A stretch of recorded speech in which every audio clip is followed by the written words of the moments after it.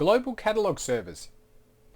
When users need to locate objects that exist outside of their domain or in a different tree in the forest, they use the Global Catalog service. The Global Catalog is a central repository of information about objects in a tree or a forest. Now by default, the Global Catalog is created on the first domain controller in the first domain in the forest, although you can change this if you wish. Now this server is known as the Global Catalog server. The Global Catalog server performs three key functions. It enables a user to log onto the network by providing universal group membership information to a domain controller when the logon process starts. It locates objects in Active Directory that can be in any domain in your forest, and it resolves user principal names when the domain controller authenticating your logon doesn't know about the account that you're using. Now before we go any further into talking about the Global Catalog, I want to sidestep and talk about UPN suffixes. In our video on user accounts, we talked in detail about user principal names. Now for those of you who haven't yet viewed that video, I suggest you do, but here's a brief recap. User principal names look just like an email address, but it isn't an email address. It's really just a combination of a username and domain name. Now in our example here, the username is Bob and the domain name is testdomain.com. So what's the big deal? Well, apart from being easy to remember, as most people can remember an email address, and this has the same look and feel as an email address, the fact is, adding a UPN suffix can enable users to log on using practically anything you like. So let's say we wanted Bob here to log on using bob@microsoft.com. We could certainly do that. And before you ask, no, it won't affect Microsoft. We're just adding an alias, if you like, to Bob's account. So to add a UPN suffix, we'll click on Start, Administrative Tools, and we'll launch Active Directory Domains and Trusts. Now at the top here, we'll right-click on Active Directory Domains and Trusts, and we'll choose Properties. Now here you can basically add anything you like. So why don't we do what we just said and add in Microsoft.com, and then we'll choose Add. And now we can just simply click OK. Now, our users must have their account properties changed in order to be able to log on using this UPN suffix. So we'll go and open Active Directory Users and Computers by clicking on Start, Administrative Tools, Active Directory Users and Computers, and we'll right click on Bob's account, and we'll choose Properties, and we'll come up here to the Account tab. Now under his UPN, which we can see currently defaults to bob@testdomain.com, we'll select this drop down box, and now we can choose Microsoft.com. So we'll click OK, and Bob can now log in using bob@microsoft.com. Now bear in mind there is one difference here with the administrator account. If we choose Properties, go up to the Account tab, you'll note that the administrator account doesn't actually have a UPN, so we would need to add one here, otherwise logging on with anything but the default UPN of administrator@testdomain.com will fail. Look, in reality, it's unlikely that you're going to provide your users with a user principal name of something at Microsoft.com.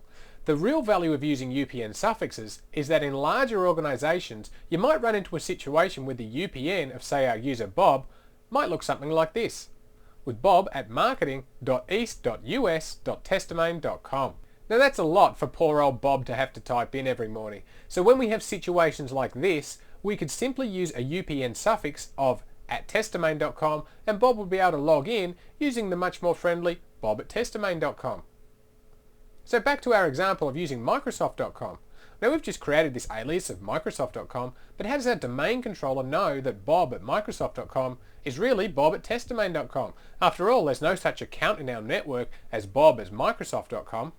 Well, that's where the Global Catalog comes into play. The Global Catalog is responsible for maintaining an index of their user principal names that map to the names of their actual domains. So let's take a look at the logon process. So Bob goes to log in. First, his computer asks DNS for the IP address of the Global Catalog server. Once he has this information, his computer then contacts the Global Catalog server and says to it, hey, what domain does bob@microsoft.com belong in? Well, the Global Catalog server tells Bob's computer that bob@microsoft.com belongs to the testdomain.com domain. So Bob then sends a logon request to the testdomain.com domain controller. Now creating or removing global catalog servers is a really easy thing to do, and it's configured at the site level. So we'll click on Start, Administrative Tools, and we'll launch Active Directory Sites and Services. Now I'll just expand this to make it a little bit easier to see here. Now if we expand our sites, we'll expand our default first site, our servers, followed by our server 01, and we'll right click on NTDS settings and we'll choose Properties. Now at the bottom here we can see the Global Catalog checkbox. So to create a global catalog on this domain controller, simply check the box. To delete a global catalog, remove the check. It's that simple. So the global catalog is a good thing, helping speed up logons. But what happens if the global catalog is not available? Well, the result is Bob can't log in.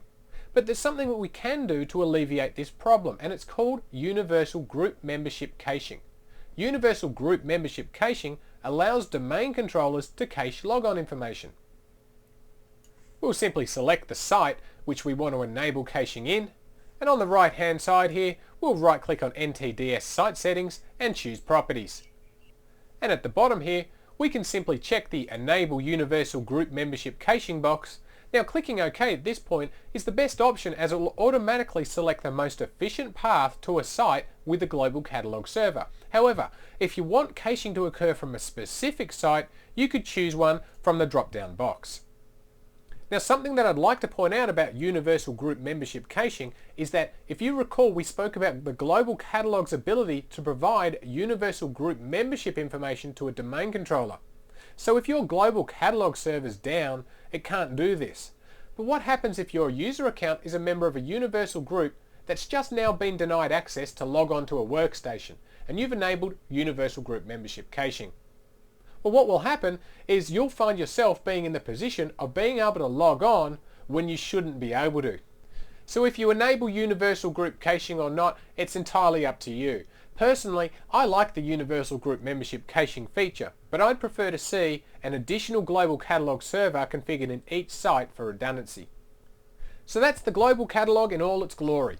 Again, I would recommend that you make at least 2 domain controllers in each site into a global catalog server. But if you're in a single domain enterprise, then make every domain controller in your organization into a global catalog server, and then consider disabling Universal Group Membership Caching. And that will give you the obvious benefit of redundancy with your domain controllers and much better security.